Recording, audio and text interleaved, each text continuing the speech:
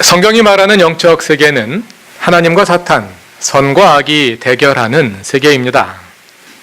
여기에서 선과 악은 뚜렷이 구별되며 그 사이에 애매한 중간지대란 있을 수 없습니다. 그러나 로마서 12장은 영적 세계에 존재하는 선과 악의 이분법을 우리의 현실에 그대로 적용하여 현실의 원수들을 파라오의 질서와 동일시하면 안 된다고 말합니다. 원수들도 사람일 뿐 그 사람들 자체가 파라오의 질서는 아니라는 것이죠. 그것은 국가도 마찬가지입니다. 국가에 대해 어떤 입장을 가지고 있느냐에 따라 어떤 사람들에게는 국가 자체가, 그리고 어떤 사람들에게는 특정 국가가 파라오의 질서로 사탄의 나라로 보일 수 있습니다. 그러나 오늘의 본문인 로마서 13장은 그것과는 다른 측면에 주목하게 합니다.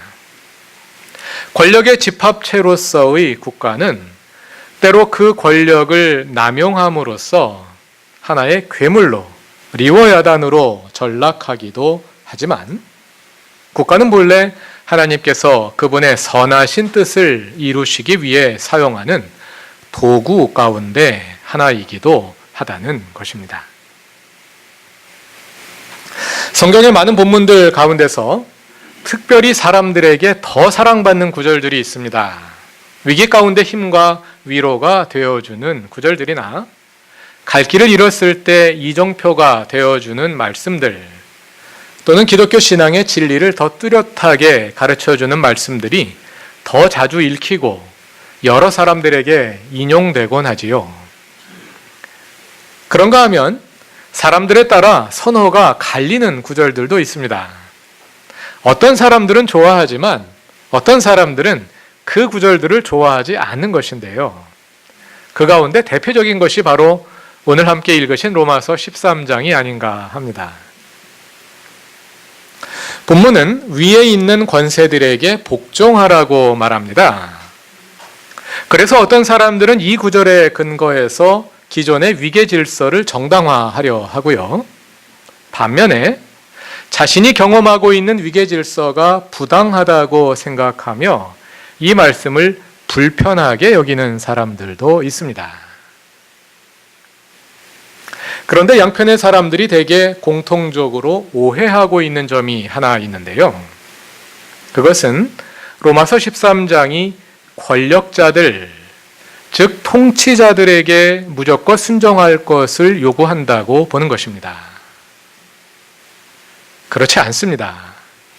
로마서 13장은 통치자들에 관해 말하는 것이 아니라 국가라는 제도에 관해 말하는 것입니다. 본문이 말하고 있는 위에 있는 권세란 통치자들, 사람을 가리키는 것이 아니라 국가, 제도를 가리킵니다. 좀 더 좁혀서 말하면 법이라고 할 수 있겠죠. 국민들뿐만 아니라 통치자들 자신도 그 법 아래에 있습니다. 그래서 통치자들도 위에 있는 권세인 법에 복종해야 합니다.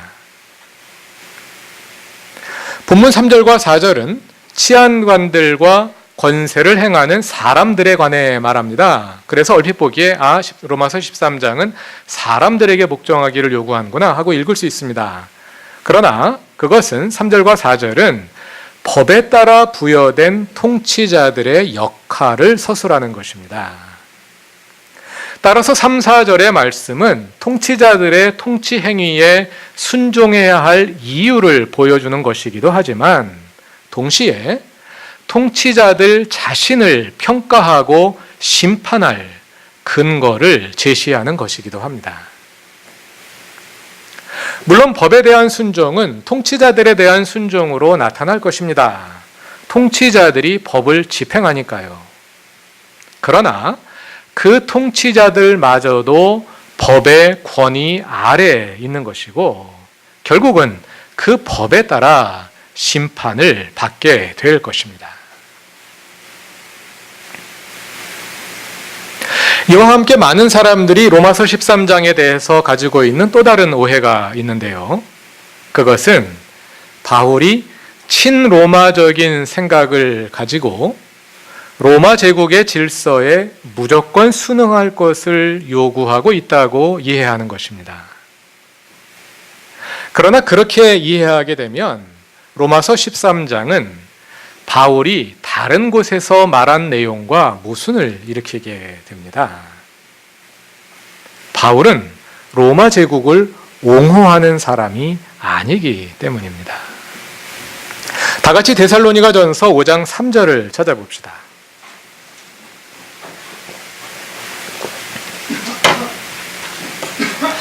데살로니가전서 4장 13절 이하에서 바울은 종말에 예수께서 다시 오실 때 일어날 일들을 묵시적인 언어로 보여줍니다. 그 가운데 5장 3절에서 바울은 이렇게 예고합니다. 다 같이 읽어보겠습니다. 데살로니가전서 5장 3절입니다. 사람들이 평안하다 안전하다 하고 말할 그때에 아기를 뵌 여인에게 해산의 진통이 오는 것과 같이 갑자기 멸망이 그들에게 닥칠 것이니 그것을 피하지 못할 것입니다.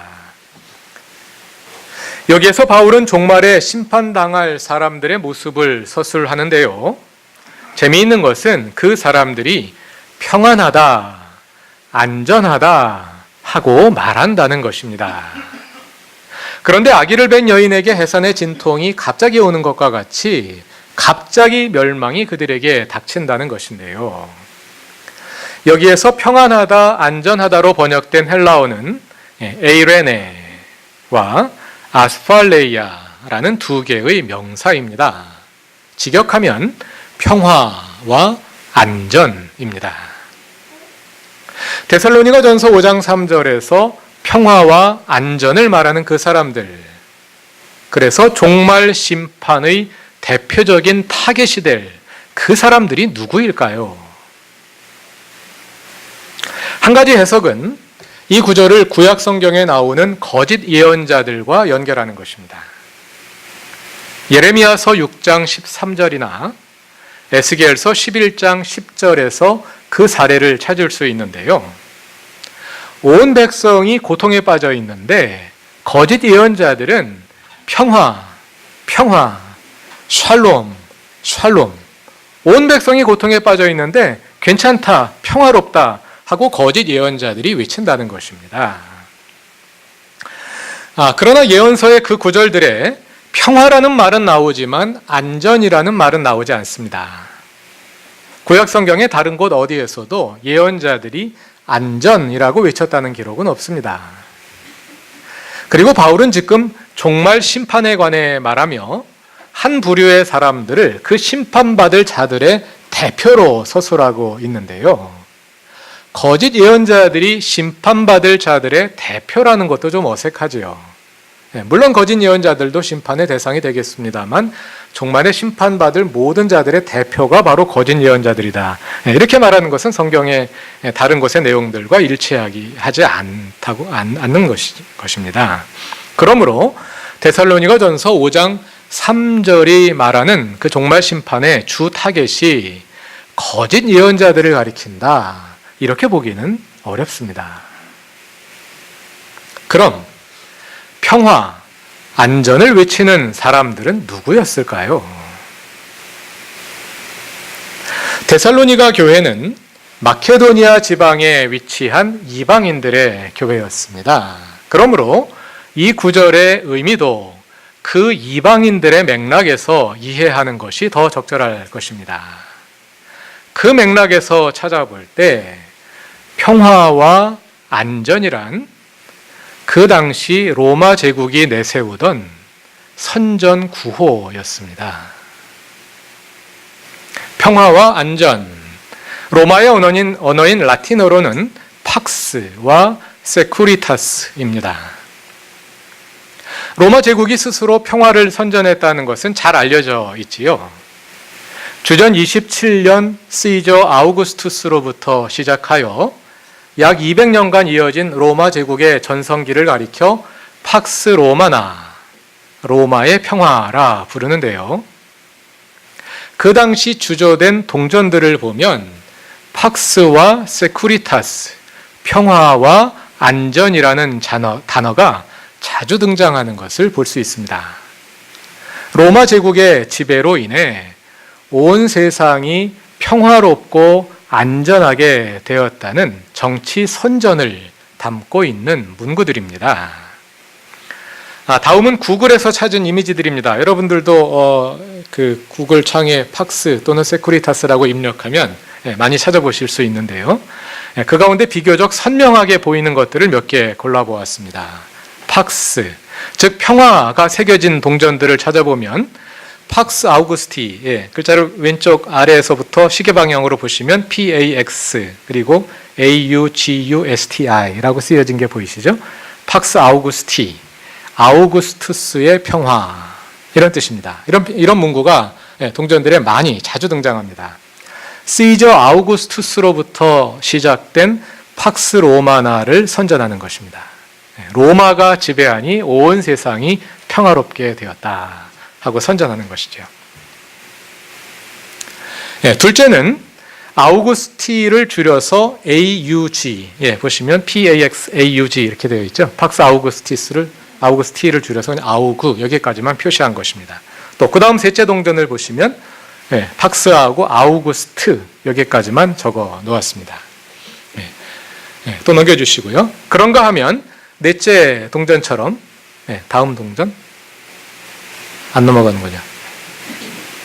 다음 동전처럼 그냥 팍스라고만 평화, P자가 약간 조금 완벽하게 그러지 않습니다만 팍스, 평화라고만 새겨진 것도 있습니다. 그 다음은 세쿠리타스, 즉 안전이라 새겨진 동전들입니다. 긴 글씨가 있는데요. 왼쪽에 있는 글씨만 보시면 시계 방향으로 SECURITAS, 세쿠리타스 이렇게 되어 있죠. 오른쪽엔 템포룸, 아마도 시대의 안전 또는 안전한 시대 이런 뜻인 것 같습니다. 제가 라틴어를 완벽하게 잘 몰라가지고요. 저기는 문법에 딱 맞지 않아가지고 정확하게 무슨 뜻인지 제가 잘 모르겠는데 오른쪽은 시대라는 뜻이고 오른쪽은 안전이라는 뜻입니다. 이렇게 세쿠리타스라는 글자가 새겨져 있는데요. 여기에는 한 여인의 모습이 부조되어 있죠. 저게 세쿠리타스, 안전을 형상화한 것입니다. 안전이라는 개념을 형상화해 놓았는데요. 지금 보시는 동전을 보면 한 여인이 오른쪽에는 왕권을 상징하는 호를 들고 오른손에는 왼팔은 기둥에 기댄 채 왼쪽 다리를 꼬고 서 있는 것을 볼 수 있습니다. 안전을 형상화한 것입니다. 그 다음 동전은 세쿠리타스가 보좌에 앉아 있습니다. 다음 동전은 보좌에 앉아 있습니다. 그 다음 동전에도 역시 마찬가지로 세쿠리타스가 보좌에 앉아 있습니다. 그리고 글자가 세쿠리타스하고 왼쪽부터 세쿠리트까지만 세쿠리트 오르비스인데 아마 세계의 안전 이런 뜻인 것 같습니다. 이런 동전들을 많이 찾아보실 수 있습니다. 이러한 동전들에서도 볼 수 있듯이 평화와 안전, 팍스와 세쿠리타스를 외치는 사람들은 다름 아니라 로마 제국이었습니다. 로마 제국이 무력으로 전 세계를 정복한 결과 이제는 거의 아무 민족도 감히 로마 제국에 저항할 수 없게 되었고, 그래서 전쟁이 사라진 평화로운 세계가 되었다는 것이지요. 팍스 로마나, 로마의 평화. 그런데 그것이 정말 평화였을까요? 전쟁이 없다는 의미에서는 평화가 맞을 것입니다. 그러나 그것은 모든 피지배국이 로마의 군합발 아래 눌려서 아무 소리도 내지 못하고 있는 강요된 침묵일 뿐, 성경이 말하는 샬롬과는 전혀 거리가 먼 것이었습니다.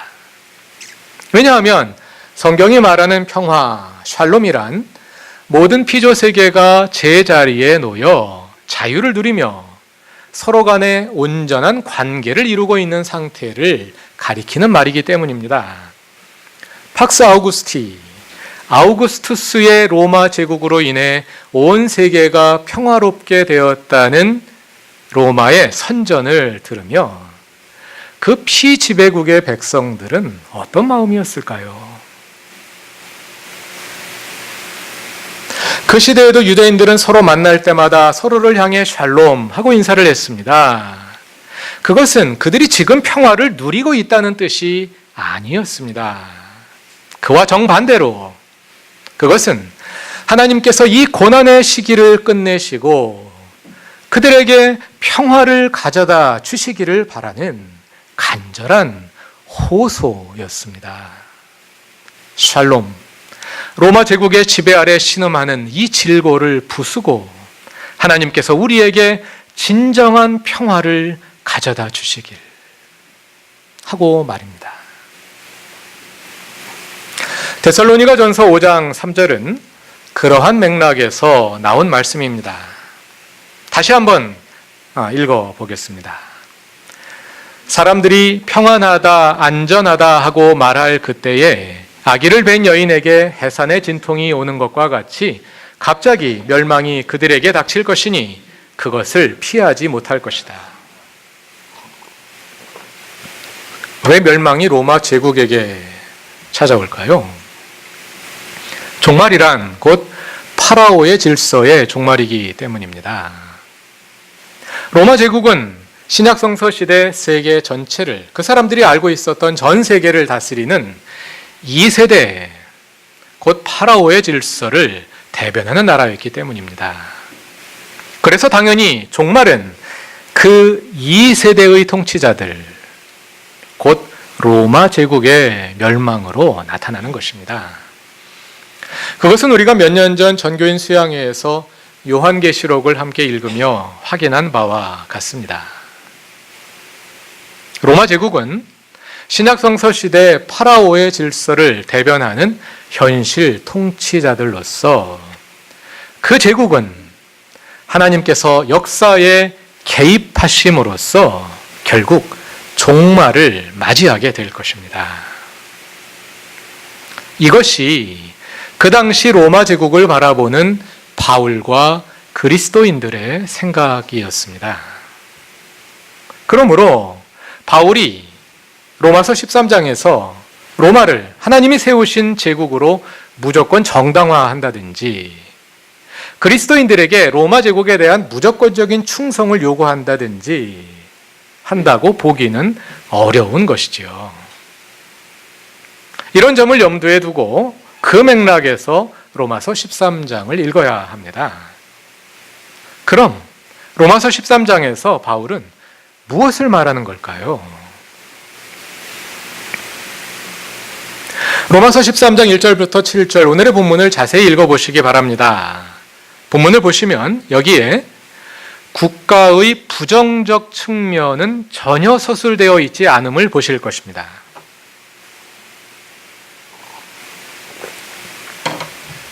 본문 3절을 보면 치안관들은 좋은 일을 하는 사람들에게는 두려울 것이 없고 나쁜 일을 하는 사람들에게만 두려움이 됩니다.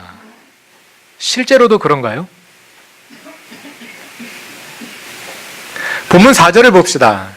권세를 행하는 사람은 여러분 각 사람에게 유익을 주려고 일하는 하나님의 일꾼입니다. 실제로 여러분들이 경험하기에 지금까지 경험해 온 것에 비추어 볼 때 국가 권력자들이 항상 여러분에게 유익을 주려고 일해왔나요? 꼭 그렇지만은 않았을 것입니다. 정치적 민주화가 많이 진전된 지금도 그렇다면 지금부터 2000년 전 로마 제국의 지배를 받던 피지배자들이 경험하던 현실은 어떠했겠습니까? 로마서 13장은 바울 당시 실제로 존재했던 로마 제국의 현실을 그린 것이 아니라 국가의 이상적인 모습 또는 모범적인 모습을 그린 것입니다. 이 모습을 데살로니가전서 5장 3절에 나타나는 로마 제국의 모습과 비교해 보면 두 모습이 서로 너무도 다르다는 것을 아실 수 있을 것입니다. 데살로니가전서 5장에 나타나는 로마 제국은 종말 심판의 대상이 될 파라오의 질서의 대변자입니다. 그러나 로마서 13장에 나타나는 것은 하나님의 승인을 받은 국가 권력으로서 좋은 일을 하는 사람들에게는 상을 주고 나쁜 일을 하는 사람들에게는 벌을 주는 모범적인 국가입니다. 로마 제국이라는 같은 대상을 전혀 다른 모습으로 서술하고 있는 것이죠. 그 대조적인 차이가 어디에서 온 걸까요? 아마도 그것은 동일한 대상의 서로 다른 측면을 부각시켰기 때문에 그럴 것입니다. 데살로니가전서 5장에 나타나는 파라오의 질서로서의 로마 제국이 국가의 부정적 측면을 더 강조해서 부각시키고 있다면 로마서 13장은 하나님의 승인을 받은 권력으로서 국가의 긍정적인 측면을 강조하여 부각시키고 있는 것이겠지요. 하나님이 본래 국가를 승인하신 이유는 로마서 13장이 말하는 것처럼 사람들이 정의를 행하도록 권장하고 선을 행하는 사람들을 보호하여 선량한 사람들이 마음 놓고 살 수 있는 환경을 보장하기 위함입니다. 그런 점에서 국가 권력은 하나님으로부터 온 것이라 할 수 있을 것입니다. 로마서 12장 19절은 스스로 원수를 갚지 말고 그 일을 하나님의 진노하심에 맡기라 이렇게 말하는데요. 이 진노하심은 종말 심판을 가리키는 용어라고 말씀드렸죠. 그런데 13장 4절을 보시면은요. 13장 4절의 마지막 문장을 보시면 국가 권력이 하나님의 일꾼으로서 나쁜 일을 하는 자에게 하나님의 진노를 집행하는 사람이라고 말합니다. 하나님께서 국가에게 선과 악을 구별하여 그에 합당한 보응을 하는 권한을 허락하셨다 하는 뜻이겠지요. 그러나 하나님께서 우리에게 무엇을 맡기실 때에는 반드시 그 결과에 대해 책임을 물으십니다. 특히 국가 권력과 같은 큰 일에는 반드시 더 큰 책임이 따릅니다. 그런데 로마 제국은 그 큰 권력을 남용하고 국가에 주어진 선한 책임을 다하지 못했습니다.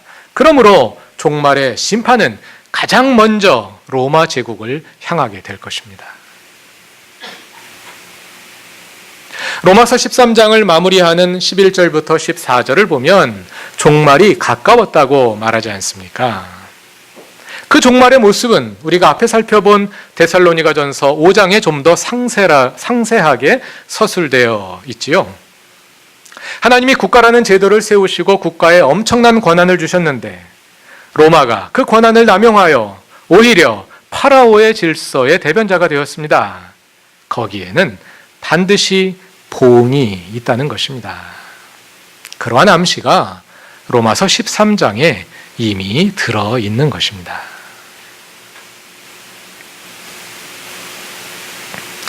우리는 이렇게 종말론적인 맥락에서 로마서 13장을 읽을 때 하나님으로부터 우리가 부여받은 우리의 권한과 그에 대한 책임에 대해 다시 생각하지 않을 수 없게 됩니다. 하나님이 많이 맡기신 사람들에게는 더 많은 것을 기대하십니다. 가장 큰 권력을 부여받는 기관이 바로 국가이지요. 그래서 하나님은 국가와 통치자들, 권력자들에게 더 큰 책임을 요구하십니다. 기업도 마찬가지입니다. 더 많은 돈을 운용하고 더 많이 버는 기업일수록 하나님은 더 큰 책임을 요구하십니다. 민간 기업이든 공기업이든 기업은 많은 사람들의 생사에 영향을 미치기 때문입니다. 국가나 기업뿐 아니라 개인도 마찬가지입니다. 하나님은 더 많이 받은 사람에게 더 큰 책임을 요구하십니다.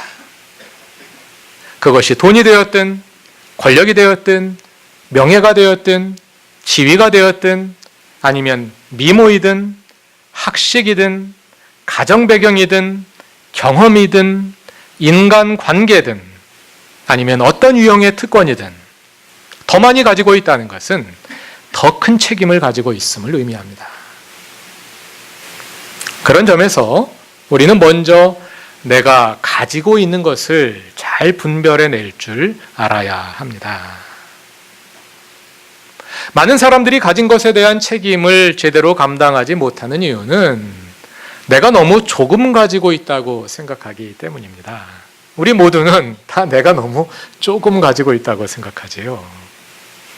그래서 더 가질 생각만 할 뿐 이미 가지고 있는 것에 대해 책임을 감당하지 못하는 것이죠. 먼저 내가 가지고 있는 것들을 돌아보시기 바랍니다. 둘째로, 많이 가지려고 하지 마십시오.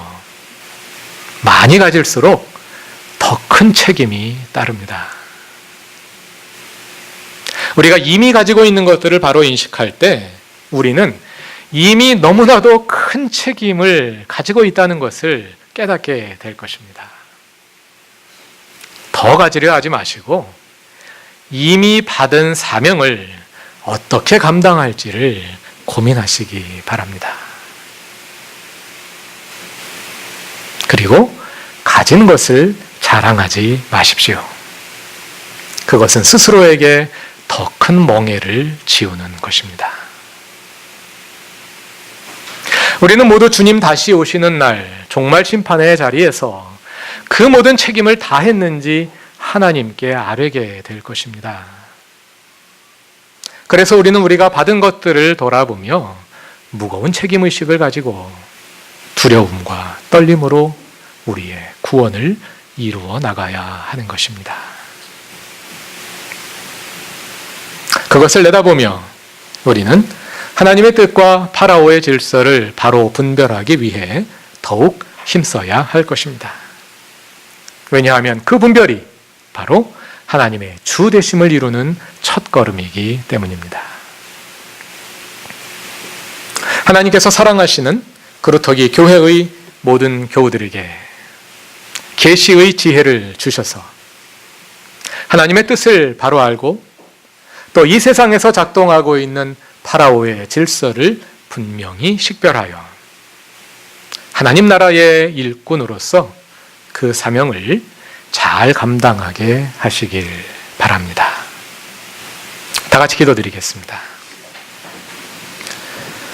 창조자이시며 모든 피조물의 주이신 하나님, 하나님의 뜻과 파라오의 질서를 분별하여 우리가 살아가는 현실에 하나님의 주되심을 이루게 하소서.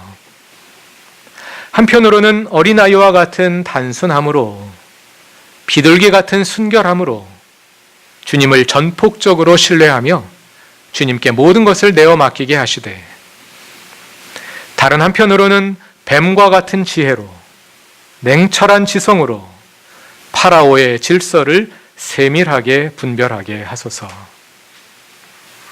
우리의 지성과 감성과 영성이 주님께 가까이 연결되어 계시의 통로가 되게 하시고 파라오의 질서를 이기는 능력의 통로가 되게 하소서. 오늘 22주년을 맞이하는 그루터기 교회의 모든 성도들의 걸음을 이끄시고 우리의 등불이 되셔서 하나님 나라에 기여하는 바른 교회로서 더욱 성숙해 가게 하소서. 예수님의 이름으로 기도드립니다. 아멘.